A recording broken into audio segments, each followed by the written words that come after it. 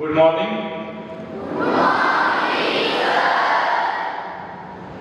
आज या ठिकाणी अतिशय उत्साही वातावरणामध्ये आपण देशाचा स्वातंत्र्य दिन साजरा करण्यासाठी इथं एकत्र आलेलो आहात. या स्वातंत्र्य दिनाच्या निमित्तानं उपस्थित असणारे सर्व आर्मीपीचे जवान, सर्व पालकवृंद, सर्व शिक्षक, शिक्षकेतर कर्मचारी यांना सगळ्यांना आज 15 ऑगस्टच्या शुभेच्छा. आणि भारत देशाला सलाम करून एक नारा सगळ्यांनी द्यायचा आहे. भारत माता की जय. भारत माता की जय. भारत माता की जय. थँक्यू. आज या कार्यक्रमाच्या निमित्तानं सकाळपासून अतिशय उत्साही वातावरणामध्ये सर्वजण आपण आहात. आणि या आजच्या कार्यक्रमाचं जे फ्लॅग होस्टिंग आहे, जे आपला सर्वांचा प्राण तिरंगा 15 ऑगस्ट स्वातंत्र्य दिनाच्या निमित्तानं ज्या ठिकाणी खरोखरच देशाचे सुपुत्र, आपल्याचेच एक व्यक्तिमत्व या कार्यक्रमाच्या निमित्त आपण या ठिकाणी ज्यांच्या शुभ हस्ते आपण तिरंग्याची शान, बाण, मान वाढवतो, अशा आपले भारताचे सुपुत्र आहेत ज्यांनी यशस्वी आपल्या जीवनाची खडतर मार्गदर्शनातून आपल्या देशासाठी काम केलेले असेल हवालदार अजय जाधव सर, आणि आता सध्या 19 महाराष्ट्र बटालियनमध्ये कार्यरत आहेत. त्याचबरोबर आपल्या इस्लामपूरचा सुपुत्र, ज्याने अतिशय प्रतिकूल परिस्थितीमध्ये MPSC सारख्या परीक्षेच्या स्पर्धा परीक्षेच्या माध्यमातून यश संपादन केलं, हा आमचा सर्वांचा लाडका रोहित गवळी आज आपल्या ठिकाणी उपस्थित आहे. सध्या तो महाराष्ट्र शासनाच्या मंत्रालय विभागामध्ये एज्युकेशन डिपार्टमेंटचंच काम ते करतायत. त्याचबरोबर उपस्थित असणारे हनुमंत यमगर सर, नायक सुभेदार 19 महाराष्ट्र बटालियन. त्याचबरोबर उपस्थित असणारे आमचे 7 वेळा राष्ट्रपती पदकाने सन्मानित केलेले निकम सर,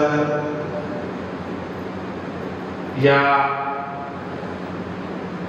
संस्थेचे मार्गदर्शक अविनाश धनावडे सर, उपस्थित असणाऱ्या संस्थेच्या व्हाईस चेअरमन उषाताई बाणेकर, माजी नगरसेवक, संस्थेचे संचालक पांडुरंग बाणेकर, राजेंद्र बाणेकर, या ठिकाणी संस्थेचे ऍडमिनिस्ट्रेटिव्ह ऑफिसर CBSEचे प्रिन्सिपल अशोक करे सर, ऍडमिनिस्ट्रेटिव्ह सेमी इंग्रजीचे चव्हाण सर, ज्युनियर कॉलेजच्या प्रिन्सिपल अलका करे मॅडम, जंगम मॅडम, सर्व HOD, उपस्थित असणारे आमचे सहकारी मित्र आणि संचालक योगेश कुंडले सर,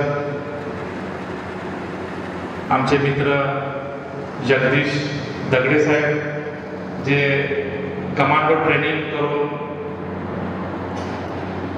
महाराष्ट्र शासनाच्या सेवेमध्ये प्रोटेक्शनसाठी काम करतात. सर्व व्यासपीठावरील सर्वच माझे सहकारी मित्र, सर्व स्पोर्ट्स विभागाचे सर्व शिक्षक, शिक्षकेतर कर्मचारी, सर्व पालक यांना आज 15 ऑगस्टच्या निमित्तानं माझ्याकडून सर्वांना शुभेच्छा. आज आपण 15 ऑगस्टच्या निमित्तानं मला सर्व विद्यार्थ्यांना एक कम्युनिकेशन चर्चा करायची आहे की आपण 15 ऑगस्टच्या निमित्तानं आपण सर्वजण एकत्र येतो, शासकीय लेवलवर अनेक नियम व अधिसूचना निघतात की भारताचा स्वातंत्र्य दिन, भारताचा प्रजासत्ताक दिन कशा पद्धतीने साजरा केला जावा.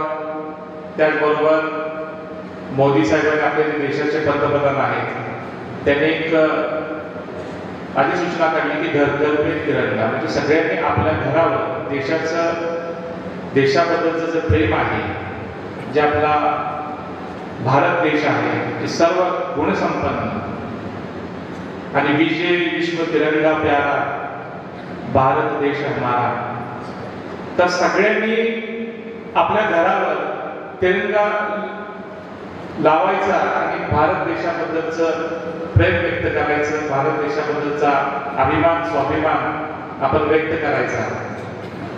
मित्रांनो,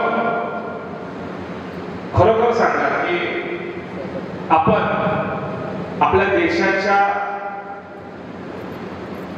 साठी, हे जवान तर देशासाठी आपल्या भारत मातेचं रक्षण करण्यासाठी अहोरात्र लढतात. काही जणांनी आपल्या देशासाठी आहुती दिली, पण देश स्वातंत्र्य करण्यासाठी ज्या लोकांनी, म्हणजे जे ज्ञात आहेत अज्ञात आहेत, त्या सुद्धा लोकांनी आपल्या देशासाठी आहुती दिली की आमचा हा भारताचा देश आहे, हे भारताचं भविष्य आहे, ते खरोखर उज्ज्वल झालं पाहिजे. आणि भारत देश हा खरोखर सुजलाम सुफलाम तर आहेच, पण भारताचा प्रत्येक नागरिक हा आदर्श नागरिक म्हणून, आणि ज्याचं मन, मेंदू, मस्तिष्क बलवान युवक युवती तयार झाली पाहिजे की भारत देशासाठी लढण्यासाठी, सज्ज राहण्यासाठी, भारत देशाचा एक आदर्श नागरिक होण्यासाठी त्या मुलांनी भविष्यामध्ये काम केलं पाहिजे. कारण ह्याच्यामध्येच असणारे तुमच्यातले विद्यार्थी हे देशाचं भविष्य आहे, लक्षात ठेवा. आणि आपण विचार केला तर हे देशाचं भविष्य आज कुठल्या ठिकाणी चाललंय ते आपल्या सगळ्यांनी पालकांनी आत्मसात करण्याची गरज आहे आणि स्वतःकडे आत्मपरीक्षण करण्याची सुद्धा गरज आहे. आपण बघतो आपल्या भारताच्या शेजारी आता ज्वलंत उदाहरण आहे बांगलादेश, ढाका सारखा जी राजधानी आहे, तर बघितलं की हिंसाचार घडला गेला आणि तिथल्या देशाच्या पंतप्रधानांना तो देश सोडून भारताकडे आश्रय घेण्याची वेळ आली. मित्रांनो, ज्यावेळेला आपल्या शेजारच्या घरामध्ये एखादी गोष्ट घडत असते त्यावेळेला आपण दक्ष राहिले पाहिजे. समाजामध्ये बघतो आपण की काही राजकारण्यांनी देश हा जातीपातीच्या राजकारणामध्ये अडकून ठेवला आणि प्रत्येकाला जागृत केले, पेटवण्याचं काम केले आणि ह्या माध्यमातून भारत देशाचे तुकडे करण्याचा डाव काही लोकांनी आखला आहे. आणि ह्या सगळ्यांना आपल्यासारख्या ह्या जवान मुलांनी जागृत राहिले पाहिजे. आपण आज बघतो की देशाची परिस्थिती कशी चालली आहे. सुधारण्याची सुरुवात ही आपल्या घरापासून, आपल्या स्वतःपासून झाली पाहिजे. मित्रांनो, आज आपण प्रामाणिकपणे आज या ठिकाणी एक शपथ घ्या की पहिल्यांदा आपलं आरोग्य, हे आपलं जे परमेश्वरानं दिलेलं जे आरोग्य आहे, आपला देह आहे, त्या देहाची किंमत जगामध्ये कोणालाही करता येणार नाही. एवढा चांगला देह आपल्याला दिलाय. आणि काही आपल्या देशाचे जे युवक आहेत ते आपण बघतो गुटखा, मावा, व्यसनाच्या आधी. जर महिन्यामध्ये आपण फेसबुकच्या माध्यमातून बघतो की या ठिकाणी एवढ्या 1.5 कोटीचं हिरोईन जप्त झालं, मादक द्रव्य जप्त झालं. हे येतं कुठून? ज्यावेळेला एका पोलीस आयुक्तांनी एका मोठ्या विद्यापीठामध्ये ड्रग्स विरोधी, मादक पदार्थ विरोधी जनजागृती निर्माण केली, सर्व युवक समोर होते. त्याच्या एका युवकाने त्या पोलीस आयुक्तांना प्रश्न केला की साहेब, तुम्हाला जगातलं किंवा तुम्हाला भारत देशातलं, तुम्हाला राज्यातलं तुमची इंटेलिजन्स सिस्टीम एवढी स्ट्रॉंग आहे, तुम्ही आम्हाला सांगायला आलाय की मादक पदार्थाचं सेवन करू नका. आज कॉलेजपर्यंत घरापर्यंत मुलं व्यसनाधीन झालेली बघतोय. अनेक कलाकारांची मुलं रेव पार्टीमध्ये झिंगत असताना आपल्याला फोटो आपण बघतोय. प्रत्येकाच्या हातामध्ये मोबाईल असतोय आणि रात्रीच्या पार्ट्या, जल्लोष, IT क्षेत्रातली मुलं मुली यांना बिघडवण्याचं काम राजकीय शक्ती, बाहेरच्या परकीय शक्ती आपल्यातले युवक बर्बाद करण्याचं काम करतायत. त्या युवकांना त्या पोलीस कमिशनर आयुक्तांना प्रश्न केला की तुमची इंटेलिजन्स एवढी स्ट्रॉंग आहे, तुम्हाला कुठं काय घडतंय, कुठं काय विकलं जातंय हे ज्याला कळतंय, तर साहेब तुम्ही मला सांगा की हे जे मादक द्रव्य पदार्थ कॉलेजच्या विद्यार्थ्यांच्या पर्यंत येतात ते कुठून उत्पन्न होतं हे तुम्हाला कळतंय, तर तुम्ही त्याच्यावर बंदी का आणत? तुम्ही आम्हाला सांगण्याची गरजच काय आहे? गुटखा बंदी विधेयक महाराष्ट्र शासनाने आणलं. सगळ्यांना माहिती आहे की गुटखा महाराष्ट्र शासनाने ज्यावेळेला आणलं त्यावेळेला एक गोष्ट घडली की अनेक राजकीय नेते की त्याचं सेवन करत होते, पण ज्या वेळेला वाईट शक्ती किंवा शत्रू आपल्या दारात येतो की अनेक राजकीय लोकांना गुटखा खाल्ल्यामुळे कॅन्सर सारखी व्याधी झाली आणि त्यावेळेचे मुख्यमंत्री साहेबांना आदेश काढला की गुटखा बंदी झाली पाहिजे. गुटखा बंदी महाराष्ट्र राज्यामध्ये झाली पाहिजे. का तर गुटखा खाल्ल्यामुळे त्या गुटख्याच्या पाऊचवर पण लिहिलं जातं की गुटखा आपल्या आरोग्याला धोकादायक आहे आणि हा जर खाल्ला, ते सेवन केलं तर त्याच्यापासून कॅन्सर होणार आहे. आता गुटखा उत्पादन कंपन्या कोणाच्या आहेत हे सगळ्यांना कळालं पाहिजे. गुटखाचं आत शाळा कॉलेज समाजामध्ये कसा आत इंटरफेरन्स होतोय, आत एंट्री होते, कसा विकला जातो, किती दराने विकला जातो, सगळ्यांना कळतंय. तुम्हाला मी का सांगतोय की ज्या वेळेला गुटखा खाणाऱ्या माणसांनी ठरवलं, व्यसन करणाऱ्या माणसांनी ठरवलं की हे मला करायचं नाही, त्याच्यावर तुम्ही बंदी आणा किंवा तुम्ही राजरोसपणे विका एखादी गोष्ट ज्या वेळेला प्रत्येकाने ठरवलं की हे मला करायचं नाही, त्यावेळेला गुटखा उत्पादन कंपन्या बंद पडतील. त्या वेगळ्या पद्धतीने व्यसनाधीन समाजामध्ये जी लोक ड्रग्स वगैरे करतात ते विकायची गरज काय? विकू शकणार नाही. चायनीज सारख्या पदार्थांना तुमच्या पोटामध्ये एंटर केलेलं आहे. पालकांना मला सांगू वाटतंय की अभिमानाने तुम्ही सांगता की जा आणि कोपऱ्यावरच्या चायनीजच्या रेस्टॉरंटमध्ये जा आणि तू चायनीज खाऊन ये. माझ्याकडे हॉस्टेलला असणाऱ्या मुलांना मी विचारलं त्या दिवशी की हात वर करा की तुम्ही किती जण चायनीज खाता.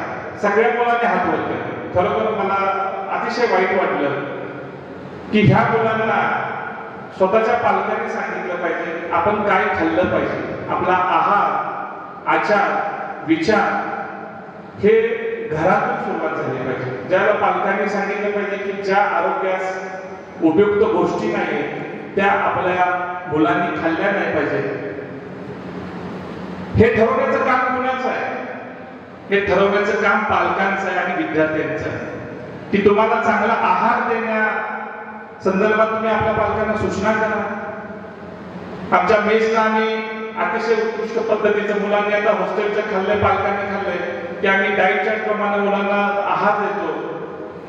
मुलांच्या आरोग्यासाठी मी स्वतः 40 म्हशीचा तवेला केला की मुलांना चांगलं निरसं दूध मुलांच्या पोटामध्ये जावं. मग एका दृष्टिकोनातून आम्ही एक छोटीशी ही एक संघटना आहे काम करतोय की मुलांना घडवण्याचं. पण पालकांचं पण काम पाहिजे की आपल्या मुलांना आपण कशा पद्धतीने घडवलं पाहिजे. आपल्या परमेश्वराने दिलेला देह हा एकदाच येणार आहे मित्रांनो. दुसरी गोष्ट आहे ते मोबाईल. आज मोबाईलचं एवढं प्रमाण, प्रचंड प्रमाण मुलांचं वाढलंय. काम करत असताना पालक येतात, मुलगा अजिबात अभ्यास करत नाही, घरात आलं की मोबाईल घेतो, घरातल्यांचं ऐकत नाही. हे सांगायला पालकांनी आमच्याकडे येतात फार चुकीचं आहे. खरं तर ही सुरुवात पालकांनी स्वतःपासून केली पाहिजे. तुम्ही कामापुरतं मोबाईल बघा. जेवढं मोबाईलमध्ये चांगल्या गोष्टी आहेत, सर्च करत जाईल तेव्हा वाईट गोष्टी मुलांच्या पर्यंत येतात आणि ज्या वयामध्ये मुलांना ज्या गोष्टींचं अट्रॅक्शन आहे की ज्या वयामध्ये त्या मुलांनी घेतलं नाही पाहिजे ते मुलांच्या समोर आणण्याचं काम मोबाईलच्या माध्यमातून होतं आणि मुलगा मग स्वतःला एका खोलीमध्ये अभ्यासाच्या नावानं होमवर्क मला क्लास टीचर्स मला मोबाईलवर पाठवणार आहे, मी अमुक अकॅडमीमध्ये जातो अभ्यासाला, त्याचा अभ्यासक्रम आहे तो मोबाईलवर येणार आहे आणि अभ्यास करत असताना मला डिस्टर्बन्स नको म्हणून मुलं स्वतःला एखाद्या खोलीमध्ये कोंडून घेतात आणि अभ्यासाच्या ऐवजी दुसऱ्या गोष्टी बदलत जातात. मुलगा हा एकलकोंडी होतो आणि त्याला सगळ्यात जवळचा मित्र हा मोबाईल वाटतो आणि ज्या वेळेला वेळ निघून जाते बघतो मी एखाद्या हॉटेलमध्ये जेवायला गेलं तर आई वडिलांच्याकडे बघितलं तर फार वाईट वाटतं की आई वडिलांना समजावून सांगणार कोण. एक छोटी मुलगी 3.5-4 वर्षाची मुलगा असतो, आई वडील जेवत असतात आणि हॉटेलमध्ये जेवत असताना मुलाच्या किंवा मुलीच्या हातामध्ये मोबाईल दिला जातो आणि त्याला इकडे घास मारला जातो का तर मुलगा जेवत नाही. अरे काय चाललंय या देशाचं? तुम्ही देशाचे नागरिक आहात, जागरूक नागरिक आहात. ज्या देशाला ज्या लोकांचं भवितव्य घडवायचं आहे त्यांना बिघडवण्याचं काम घरापासून चालू होतं, लक्षात ठेवा. आणि प्रत्येकाला वाटतं की छत्रपती शिवाजी महाराज जन्मले पाहिजे पण माझ्या घरामध्ये नको, दुसऱ्याच्या घरामध्ये जन्मले पाहिजे कारण त्यांना लढाई करायची, शत्रूसंघ लढायचा आहे. माझा मुलगा सेफ राहिला पाहिजे. त्या प्रत्येक पालकांचा असं मत आहे. खरं तर हे प्रत्येक पालकांनी ठरवलं पाहिजे की माझ्या घरामध्ये छत्रपती शिवाजी महाराज जन्माला आले पाहिजे, राजगुरू जन्माला आले पाहिजे, भगतसिंग जन्माला आले पाहिजे आणि त्यांनी शत्रूच्या विरोधात, देशातल्या शत्रूच्या विरोधात असू दे, परकीय शत्रूच्या विरोधात लढाई केली पाहिजे. माझा मुलगा धाडसाने समोर गेला पाहिजे, माझा मुलगा चुकीच्या गोष्टींना उभा राहून बोलला पाहिजे की ज्या वेळेला धमक तुम्ही वर्गामध्ये आपल्या घरामध्ये शिकवता त्यावेळेला खरा भारत घडणार. किती पालक मी मागच्या वेळेला आव्हान केलं होतं मुलांना की तुम्ही आग्रह करा आपल्या आई वडिलांना की चला तुम्ही शाळेमध्ये काय गोष्टी होत आहे तिथं तुम्ही पण हजर राहा. आणि काय चाललंय की आज आपण 15 ऑगस्ट दिन 26 जानेवारी दिन हा आपण सेलिब्रेट करतो, एन्जॉय करतो.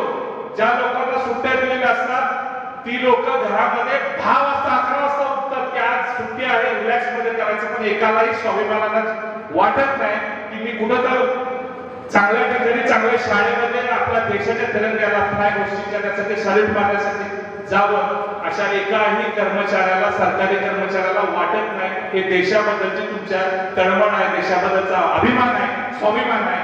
पण हे गोष्ट तुमच्या जीवनामध्ये नाही. ज्या वेळेला घराच्या शेजारी आपल्या शेजारी जे घडतंय ते आपल्या दारात त्याला वेळ लागणार, लक्षात ठेवा. आणि हे जर थांबवायचं असेल तर ही तुमची सिस्टीम आहे, तुमच्या घरापासून चालू केली पाहिजे, पालकांच्या पासून चालू केली पाहिजे, शिक्षकांच्या पासून चालू केली पाहिजे. कारण मुलं सगळ्यात जास्त आपल्या शाळेपेक्षा, शाळेत तर आम्ही शिकवतो चांगल्या गोष्टी शिकवण्यासाठीच आहे, पण मुलगा कुठल्या वातावरणामध्ये शाळेनंतर वावरतो, कुठल्या समाजामध्ये वावरतो, त्याचे मित्र काय आहे, तो काय करतो, ही सगळी जबाबदारी आपल्या पालकांची आहे. आणि लक्षात ठेवा ही जर तुम्ही वेळेमध्ये जर तुम्ही व्यवस्थित आत्मसात नाही केली आपल्या मुलाकडे, तर आपण वेळेवर नाही लक्ष दिलं, मुलगा उठतो कितीला, मुलगा झोपतो कितीला, मुलांचं दिनचर्या काय आहे. प्रत्येकाचा आता पहिल्यासारखी 8-10 मुलं नाहीये, 5 मुलं, 6 बहिणी, 11 भावंड. आई वडिलांना माहित नाही की कुठला मुलगा कितवीला आहे, कुठली मुलगी काय झाली. आता ती वेळ नाही. प्रत्येकाला वाटते की हम दो हमारे दो, आता हमारा एक झालाय. पण जे तुम्ही एक करताय कॉन्सन्ट्रेट करून देशासाठी किंवा स्वतःच्या घरासाठी घडवा ना. चांगलं व्यक्तिमत्व आहे, चांगलं घडवण्याचं काम हे सगळ्या पालकांचं लक्षात ठेवा. आणि आज मला सांगू वाटते की देशाबद्दलचा अभिमान, स्वाभिमान, परदेश दौरा केल्यानंतर तुम्ही मोठ्या पद्धतीने आपण मित्रांच्या मैत्रिणींना सांगतो की ह्या देशामध्ये अशा पद्धतीनं काय देश आहे तो, किती स्वच्छता आहे.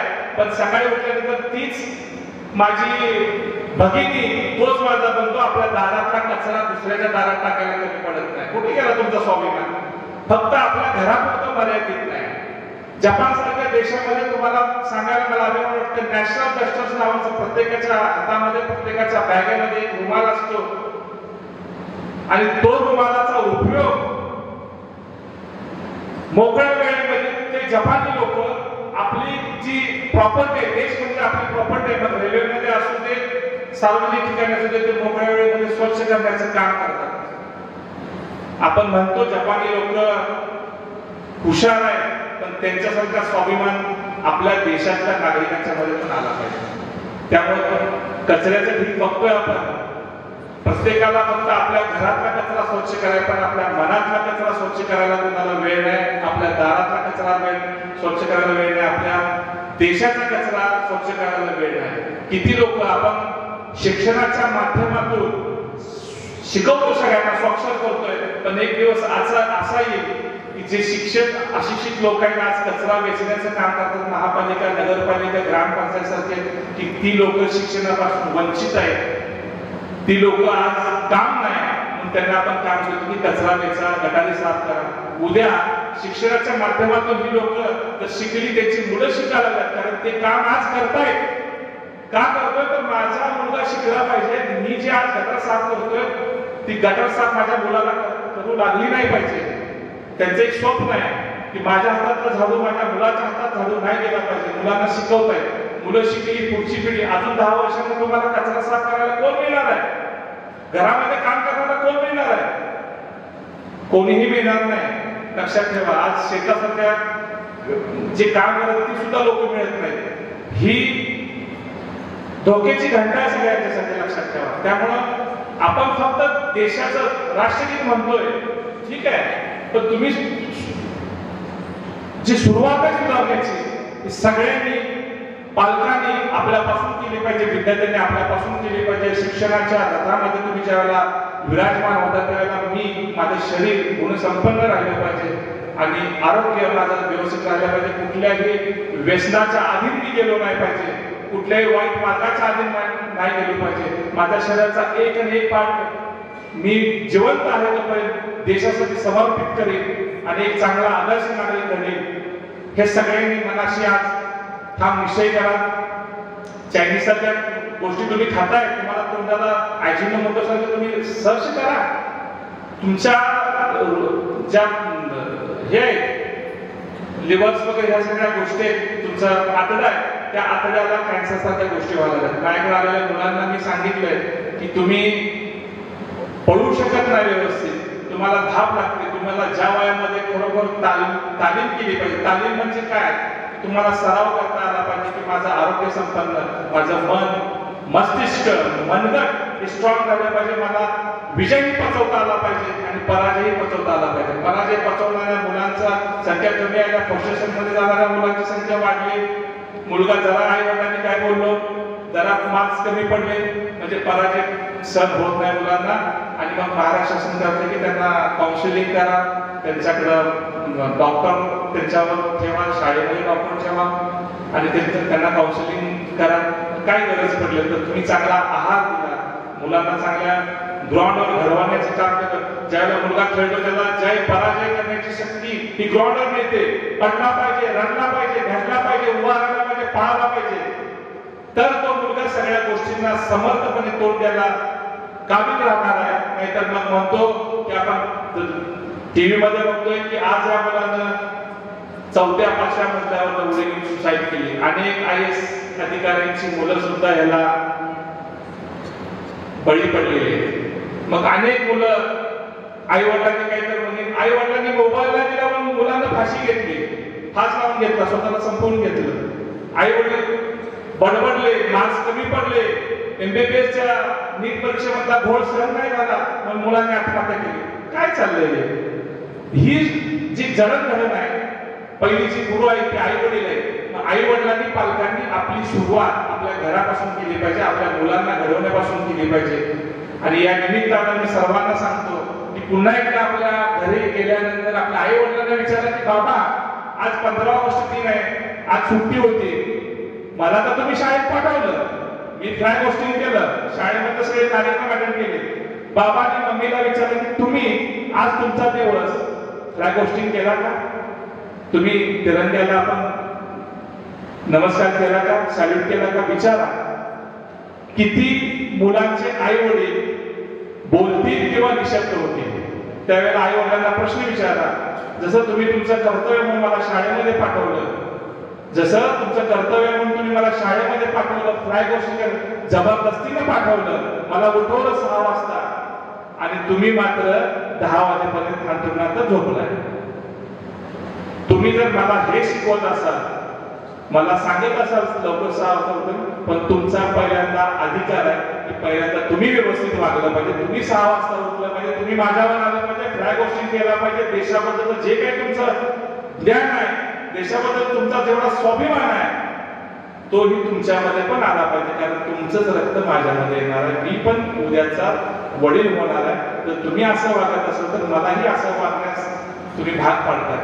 कारण आई वडील ज्या वेळेला ज्या पद्धतीनं अनुकरण करतात त्याचं जवळजवळ 90% अनुकरण ही मुलं करत असतात.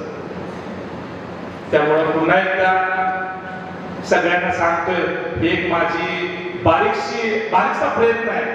कारण भारत देश फार मोठा आहे. प्रत्येक ठिकाणी हे आम्ही सगळी सर्व शिक्षकेतर कर्मचारी रात्र दिवसांपासून मनीषा पाटील सारख्या मॅडम सकाळपासून सगळे शिक्षकेतर कर्मचारी, मला त्यांच्याबद्दल अभिमान वाटतोय की सगळं ही जी तुम्ही आम्हाला संपत्ती तुम्ही आमच्याकडे दिली, त्या संपत्तीचा ठेवा, त्या संपत्तीला कुठल्या प्रकारची कीड लागणार नाही, ती तुम्ही आम्हाला दिलेली आहे. आणि आम्ही रात्रंदिवस सगळे शिक्षक असू दे, आमचे प्रिन्सिपल सर, स्पोर्ट्स टीचर, सगळ्या शिक्षक, मेस मधल्या सगळी माणसं की चांगल्या पद्धतीचं ह्या मुलांच्या मुखामध्ये गेलं पाहिजे, चांगलं शिक्षण ह्या मुलांना पोहोचलं पाहिजे. म्हणून सगळी काम दिवसभर रात्र स्वच्छता करणारा सगळे आणत्या, सगळे आमचे शिक्षक, ड्रायव्हर, सकाळी घेऊन येताना घरी सोडताना, त्या सगळ्यांचं कॉन्ट्रीब्युशन आहे. आणि सगळ्यांचं कॉन्ट्रीब्युशन का आहे तर कुठली तर संस्था विनायक पाटील म्हणजे त्यांनी काढले लिटिल स्कूल नावाचं, आणि मुलगा कुठंच काय ऐकत नाही, त्या शाळेमध्ये परफॉर्मन्स वाईट आहे, त्या शाळेमध्ये परफॉर्मन्स वाईट आहे, घरात ऐकत नाही, मग काय करायचं? मग कुठं तर विनायक पाटील आणि म्हणजे त्यांनी शाळा काढली लिटिल स्कूल, तिथं लय शिस्त आहे, तिथं लय शिस्तीत चालते. त्यामुळे पोरगा आपलं चांगलं कुठं तर होईल आणि मग तिथं घालूया आपण. मग आपला श्वास गुदमरलेला सुटला, मुलगा टाकून दिला, आपलं कर्तव्य संपलं. कशाबद्दल? तुमचं पण काय कर्तव्य? एक चाक आहे शिक्षणाच्या, त्या आमच्या संस्थेचं, एक चाक आहे पालकांचं. हे दोन्ही चाकी जर बरोबर चालली तर तो आदर्श नागरिक, आदर्श पुरुष, बलवान सैनिक घडणारा लक्षात ठेवा. हे कुणा एकट्याचं काम नाही, सगळ्यांचं कॉन्ट्रीब्युशन या समाजामध्ये आलं पाहिजे. भारत स्वतंत्र झाला पाहिजे, भारत बलवान झाला पाहिजे, भारत महासत्ता झाला पाहिजे. फक्त तोंडानं बोलताय तुम्ही, कृतीमध्ये काय करताय? कृतीमध्ये शून्य कृती आहे. मला माफ करा तर चुकीचं बोलत असेल तर तुमच्याकडून ही अपेक्षा नाहीये. मी मागच्या वेळेला सांगितलं की सगळे पालक आहेत, आमचे शिक्षक बसतात, बसायला जागा नाही झाली म्हणजे पालक या कार्यक्रमाला आले पाहिजे. माझा मुलगा काय करतोय, माझा मुलगा शारीरिक कसा करतोय, माझी मुलगा परेड कसा करतोय, माझी मुलगी भाषण कसे करते, ते तुम्हाला स्वाभिमान पाहिजे. पण अजून काही पालकांचे वडील आई वडील उठलेले नाही ठाकूरनातून, अशी परिस्थिती असते. सगळेच आई वडील अशा आहेत असं मला म्हणायचं नाही. तर जी परिस्थिती समोर येते, समाजापुढे येते, डोळ्यासमोर येते, आणि छत्रपती शिवाजी महाराज फक्त भाषणामध्ये डोक्यावर घेऊन नसतात, डोक्यामध्ये घ्या. सगळ्या ऍक्टिव्हिटी कॅरेक्टर ज्या देशासाठी बलिदान केले ते कॅरेक्टर तुमच्या डोक्यामध्ये घेऊन दे, तर तुम्ही खरं नागरिक होणार. लक्षात ठेवा, फक्त माझा भारत देश, मेरा देश महान म्हणून उपयोग नाही. महान देशासाठी, महान राज्यासाठी, महान राष्ट्रासाठी आपण स्वतः महान झालं पाहिजे. सगळ्या पालकांनी, सर्व शिक्षकांनी हे आपले जवान आहेत, सगळ्यांनी डोक्यामध्ये ठेवा आणि मनाशी बाळगा की मला दिलेला हा जो देह आहे याला कीड लागून देणार. लक्षात ठेवा, कुठलं व्यसन नाही करणार, कुठलं चायनीज सारख्या गोष्टी नाही करणार. एक चायनीजचा गाडा आज प्रत्येक पावलापावलावर चायनीजचे गाडे, कॉलेज पर्यंत व्यसनाधीनता पोहोचलेले, हे सगळं बंद कवा होईल? प्रत्येकाने स्वतःची शपथ घेतली की माझ्या शरीराला कीड नाही लागून दिली पाहिजे, माझ्या शरीरामध्ये कुठलं व्यसनाधीन नाही झालं पाहिजे, मी आदर्श नागरिक झालो पाहिजे. हे तुम्हाला कधी करणार आहे? एखादा शरीराचा पाठ जर निकामी झाला तर एखादी दाढ दुखाली तर तुम्हाला किती वेदना होतात. त्या दाढ उठवून काढल्यानंतर कळतं की या दाढीची किंमत काय होती. एखादा सीमेवर लढणाऱ्या सैनिकांना भ्रष्ट फायरिंग झालं, हात गमावला, पाय गमावला, असे किती तर सैनिक आहेत. त्यावेळेला त्यांना कळतं आपल्या शरीराचा एक पार्ट गेला. ज्यांनी गमावलंय त्यांना त्याची किंमत कळते, पण ज्याच्याकडे आहे दारू पिऊन मरून जातात, लिव्हर खराब झाला, कॅन्सर झाला, संपूर्ण शरीर खराब झालं.